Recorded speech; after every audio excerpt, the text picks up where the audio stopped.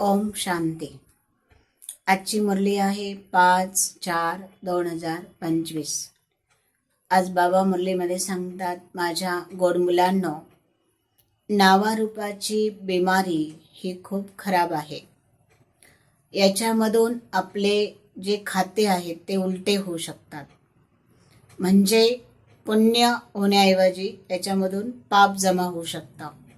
म्हणून बाबांच्या आठवणीमध्ये राहा आणि कोणत्याही देहधारी नावारूपामध्ये फसू नका.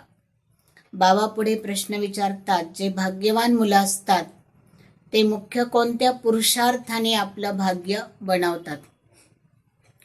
तर बाबा म्हणतात, जे भाग्यवान मुलं असतात ते नेहमी एक दुसऱ्याला सुख देतात. मनसा वाचा कर्मणेने कुणालाही दुःख देणार नाही. त्यांच्या इंद्रिया स्वतः शीतल असतात. ते शीतल बनून इतरांनाही शीतल बनवतात.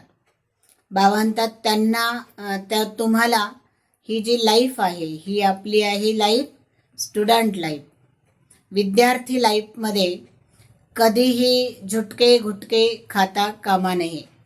जर आपण कुठेतरी गोंधळलो तर निश्चित आपण नापास झाल्याशिवाय राहणार नाही. बाबा पुढे सांगतात, गीत आहे, तुम्ही हो माता पिता तुम्ही हो, तुम्ही हो बंधू सखा तुम्ही हो.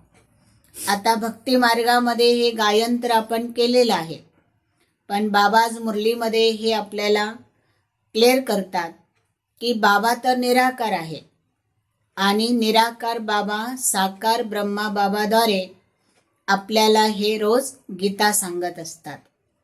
गीता आहे सर्व शास्त्रमयी शिरोमणी. बाबा सांगतात, भक्ती मार्गामध्ये जी गीता सांगितलेली आहे, ह्या गीतेमध्ये मुलाची महिमा केल्यामुळे गीताच ही खंडित केलेली आहे. मग बाबा सांगतात की जे गीत गायलेलं आहे, त्वमेव माताच पिता त्वमेव. तर बाबा आपल्या सर्व संबंधांनी आपल्याला प्रिय आहे. म्हणजे बाबा पण आहे, टीचर पण आहे, गुरु पण आहे, सखा आहे, साजन आहे, सर्जन आहे. हे कसे आहे तर ते निराकार आहे म्हणून आहे. आणि बाबा मुलांच्या समक्ष ज्ञान देण्यासाठी किंवा मुलांना भेटण्यासाठी, मुलांबरोबर वार्तालाप करण्यासाठी, हितगुज करण्यासाठी साकार देहाचा आधार घेतात. तर ती आपल्या सर्वांची आई बनते. म्हणून आहे गायन, त्वमेव माताच पिता त्वमेव. बाबा पुढे सांगतात की तुम्हाला ज्ञानाच्या मस्तीमध्ये राहून ज्ञानाचं विचारसागर मंथन करायचं आहे. जो ज्ञानाच्या मस्तीत राहतो तो नेहमी निर्बंधन राहतो. बाबांनी सांगितलं, तो आत्मा नेहमी देही अभिमानी असेल. त्याला देहाचा अभिमान कधीही येणार नाही.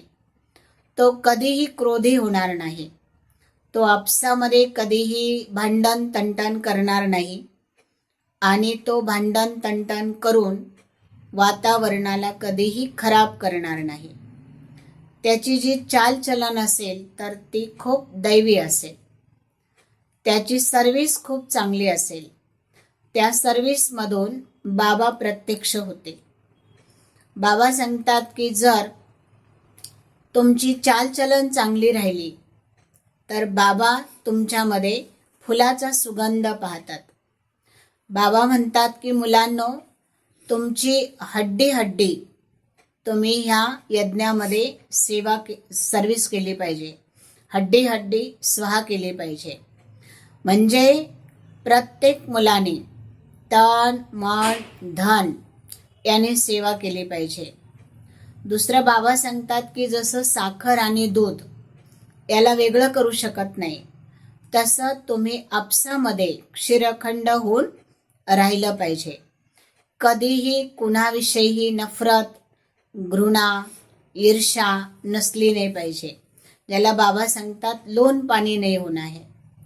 तुम्हाला साक्षात्कार मूर्त बनायचं असेल तर बाबा सांगतात तुमची चलन दैवी ठेवायला पाहिजे. पुढे बाबा सांगतात की देहधारींमध्ये जर प्रेम असेल तर तुम्ही बंधनमुक्त होऊ शकत नाही. कर्मयोगी होऊन राहू शकत नाही.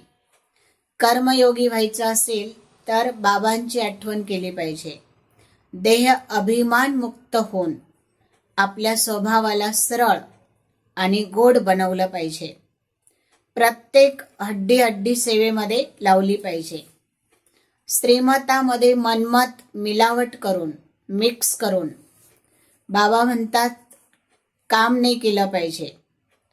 श्रीमत से मनमत और जनमत की मिलावट को समाप्त करने वाले सच्चे स्वकल्याणी भव. आपल्याला स्वतःचं कल्याण करायचं असेल तर मनमत आणि जनमत याला समाप्त केलं पाहिजे किंवा समाप्त करण्याची आपल्याकडे ताकद असली पाहिजे. बाबा पुढे त्याचा विस्तार सांगतात की श्रीमत आहे कल्याण करणारी आणि मनमत आहे अकल्याण करणारी. श्रीमतामध्ये जर मनमत मिक्स केलं, मिलावट केली तर त्याच्यामध्ये श्रीमतामध्ये आपली मत ॲड केली तर बाबांची शक्ती त्याच्यामध्ये मिळत नाही, रुहानियत राहत नाही, आत्मिकता राहत नाही आणि त्याच्यामधून कल्याण होण्याऐवजी कुठेतरी अकल्याण होतं. आपण जिथे बाबांना विसरतो तिथे आपल्याकडनं काहीतरी तोटा होतो. मग जर फायदा करायचा असेल तर प्रत्येक कर्मरूपी पाऊल उचलताना आपण बाबांची श्रीमत म्हणजे बाबांची आठवण केली पाहिजे. बाबा सांगतात जो सदा प्रसन्न राहतो, सदा हर्षित मुख राहतो तर त्याला कोणी आकर्षित करू शकत नाही. कारण हर्षित मुख चेहरा हा एका फुलासारखा असतो किंवा हर्षित मुख चेहरा एका सूर्यासमान असतो. सूर्य जसा प्रकाश देतो, अंधाराला नष्ट करतो, तसा हर्षित मुख चेहरा देखील सर्वांचं दुःख मिटवतो, सर्वांची चिंता मिटवतो आणि सर्वांना सुख देण्याचं काम करतो. तर आपला चेहरा देखील सकाळपासून संध्याकाळपर्यंत नेहमी हा हर्षित मुख असला पाहिजे. पुढे बाबा सांगतात कंबाईंड स्वरूपाची जागृती ठेवा तर तुम्ही विजयी व्हाल. बाबा आणि मी आम्ही दोघेही कंबाईंड आहोत. बाबा पुढे सांगतात की जसा ब्रह्मा सो विष्णू आणि विष्णू सो ब्रह्मा. आत्मा एकच आहे परंतु रूप दोन आहे.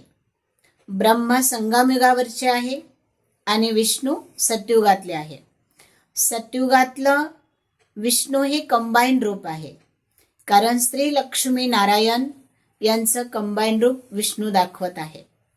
जसं आत्मा एक आहे, शरीर दोन आहेत, तसं आपण सुद्धा वेगळे दिसलो नाही पाहिजे. परमात्मा आणि आत्मा एक असले पाहिजे. कशाने? तर विचारांनी, अंतःकरणाने, शुभ भावना, शुभ कामनेने. बाबा सांगतात इतकं एकरूप होऊन राहा, इतकं एकरूप होऊन राहा की ह्याचीच गाथा आहे आत्मा सो परमात्मा. अर्थात आत्मा तोच परमात्मा होऊ शकत नाही, पण आत्मा परमात्म्याच्या प्रेमामध्ये इतकी तल्लीन होते की त्यालाच कंबाईंड रूप समजलेलं आहे. ओम शांती.